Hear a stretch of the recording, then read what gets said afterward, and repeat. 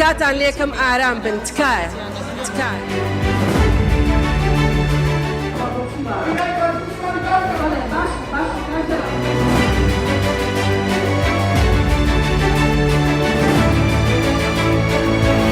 پەرلەمانی کوردستان لە جۆ بایدنەوە بۆ جەلال پەرێشان. دوای ڕاپەڕینی باشووری کوردستان لە ساڵی 1991 و دامەزراندنی پەرلەمانی کوردستان، یەکێک لە دیارترین دەستکەوتەکانی ئەو ڕاپەڕینە پەرلەمانی کوردستان بوو. بە شێوەیەک لەو کاتەدا زۆرینەی کەسی یەکەمی حیزبە سیاسیەکانی هەرێمی کوردستان یان ئەندامی ئەو پەرلەمانە بوون یان بە شانازیان دەزانی لە مینبەری پەرلەمانەوە تەنها وتارێک پێشکەشی ئەندامانی پەرلەمان بکەن و بەشدار بن لە یەکێک لە دانیشتنەکانیدا. یەکێک لە وێزگە گرنگەکانی پەرلەمانی کوردستان ئەو کاتە بوو کە جۆ بایدن سیناتۆری ئەو کاتە و سەرۆکی ئێستای ویلایەتە یەکگرتووەکانی ئەمریکا سەردانی پەرلەمانی کوردستانی کرد بۆ لە نزیکەوە گفتوگۆکردن لەبارەی عێراقی دوای ڕژێمی سەدام حوسێن.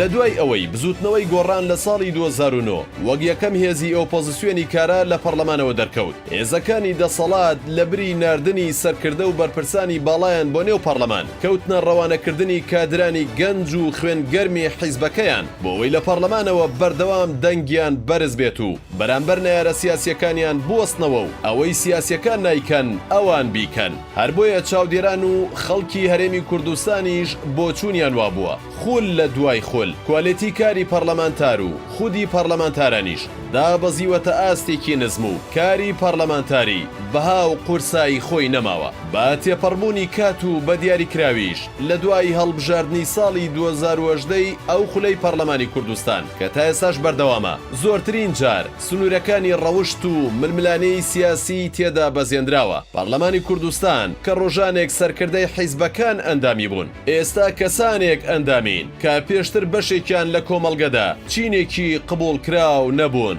لە دانیشتنی ڕۆژی سێشەمەی پەرلەمانی کوردستان ڕووداوێک ڕوویدا کە ڕەنگە لە مێژووی نزیکی پەرلەمانی کوردستاندا دەگمەن بوو بێت. ئەویش کاتێک شایان عەسکەری پەرلەمانتاری فراکسیۆنی گۆڕان بە گوێرەی پەیڕەوی ناوخۆی پەرلەمان مافی قسەکردنی وەرگرت و باسی لە چالاکوانە زیندانی کراوەکانی بادینان کرد. لە نێو هۆڵی پەرلەمان گرژی دروست بوو. لە کارنامەی کابینەی نوێمی حکوومەتی هەرێمی کوردستان باس لەوە دەکات کە هیچ کەس لە کوردستاندا نابێ لەسەر بیرروڕای جیاوازی سیاسی سزا بدرێت، بەڵکو دەبێت بە شێوەیەکی دادپەروەرانە مافە زەوت کراوەکانی ئەو کەسانە بگەڕێنرێتەوە کە لەم ڕۆوە زیانمەند بوون. لە ئێستادا ئەمە دەزانین کە تقریبان 16 کەس دادگایی کراین، بەڵام 7 کەس لە دەستگیرکراوانی پارێزگای دهۆ هەتا ئێستا دادگایی نەکراین. لەبەرەوە بۆ سەلماندنی دادپەروەری پێویستە بە زووترین کات ئەو بەڕێزانە دادگایی بکرێن و هەندێکیان بە تۆمەتی ناڕەوا دەستگیر کراون. تەنها تاوانیان ئەوەیە کە لەو دەبەرانە پارتی نین بۆیە دەستگیر کراون بە تۆمەتی سیاسی. سپاس.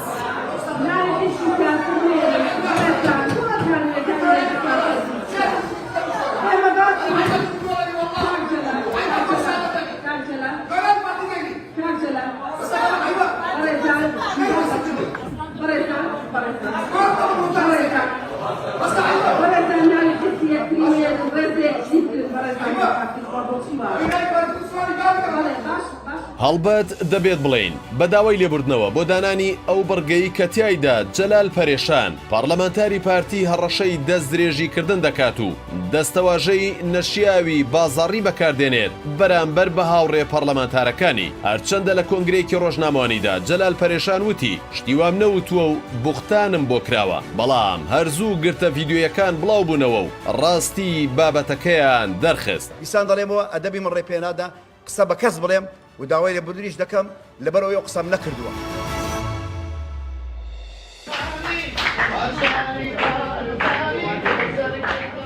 جەلال پەرێشان ڕۆژێک لە باڵەخانەی پەرلەمان ئاهەنگ دەگەڕێت و ڕۆژێک باز لە برنجوشلەی ئێوەران دەکات و ئەوە ئێستاش ڕاستەوخۆ جلێوی نەشیاو دەدات بە هاوڕێکانی و کەسیش نییە لێپرسینەوەی لەگەڵ بکات. هەرچەندە سەرۆکی پەرلەمانی کوردستان داوا دەکات قسە بە کەسی یەکتر نەوترێت، بەڵام وەک لە دەنگی ئەو گرتە ڤیدیۆیەدا دەردەکەوێت. سەرۆکایەتی پەرلەمان تەواو بێدەسەڵاتن لە کاردانەوە بەرامبەر بە بەزاندنی سنوورەکان لەلایەن جەلال پەرێشانەوە. تەنانەت سەرۆکی پەرلەمان بە زمانێکی لەسەر خۆ داوای هێورکردنەوەی ڕەوشەکە دەکات. ئەو حاڵەتە هەیە، ئەو حاڵەتە بوو بە کەلتور وای لێ هات، یعنی یەکێک لەولا قسە دەکا لەم لا مشکلەیە، یەکێک لەم لا قسە دەکا لەولا مشکلەیە.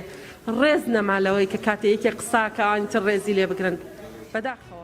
نەبوونی کاردانەوە لەلایەن دەستەی سەرۆکایەتی پەرلەمان بەرامبەر قسەکانی جەلال پەرێشان ئەگەری ئەوە زیاد دەکات لە داهاتوودا پەرلەمانتاری دیکەش هاوشێوەی پەرێشان سنوورەکان ببەزێنن. دەستەی سەرۆکایەتی پەرلەمان لە 3 ساڵی ڕابردوودا جێگەی ڕەخنەی توندی هاوڵاتیان و خودی پەرلەمانتارانیش بووە و با بەشێک لە پرۆسەی بێبەهاکردنی پەرلەمان ناویان بردوون و ڕەنگە ئەوەش بگەڕێتەوە بۆ ئەوەی چەند جارێک سەرۆکی پەرلەمان ڕایگەیاندووە بێدەسەڵاتە لە کارکردندا و پەرلەمان توانای هیچ بڕیارێکی نییە. هەروەک لە هەمان کۆبوونەوەی ڕۆژی سێشەمەدا بە ئاشکراوتی ئەگەر هەر 111 ئەندامەکەی پەرلەمان واژۆ بکەن ناتوانن هیچ لە دۆخی مامۆستایانی وانە بێژ بگۆڕن. وتانەزانن حقیقەتێک هەیە با خەڵک چاواشە نەکەین، هەر 111 کەمان دەنگ بدەین بە دامەزراندنی یەک فەرمانبەر یەک کەس ناتوانین دایمەزرێنین. ڕەنگە ئەم بێبەهاکردنەی کاری پەرلەمان لەلایەن سەرۆکایەتی پەرلەمانەوە بوو بێتە ڕێگە خۆشکەر بۆ ئەوەی پەرلەمانتاران بیر لە ڕێگەی توند و هێرش بۆ سەر یەکتر بکەنەوە. لە دنیادا پەرلەمانتار دەبێتە نمونەیەکی باڵا بۆ کۆمەڵگەکەی، کار و کردارەکانی دەبێتە مای شانازی بۆ ئەو حیزبەی کاری تیادا دەکات. بەڵام چی ڕوودەدات ئەگەر کار و کردارەکانی ببێتە مای شەرم؟ ئاخۆ پارتی وەک حیزبێک کە پێداگری دەکات لە پاراستنی بەهاکانی کۆمەڵگا بەرامبەر قسەکانی جەلال پەرێشان هەڵوێستی توندی دەبێت یان بێدەنگ دەبێت و لێ دەگەڕێت باڵاترین دامەزراوەی هەرێم بە ئاقارێکی مەترسیداردا ببرێت. خەڵکی دەپرسن ئەگەر پەرلەمانتار ئەو هەڕەشەیە بکات ئاخۆ خەڵکی ئاسایی کە هیچ پارێزبەندیەکی نییە چۆن بەرگری لە خۆی بکات؟ ئێستا کە هەرێمی کوردستان لە نێودەیان قەیرانی جیاوازدا نقوم بووە، ئەو قسانەی جەلال پەرێشانیش دەبێتە کێشەیەکی تر لە بەردەم هەر کەسێکدا ڕایەکی جیاوازی لە پارتی هەبێت.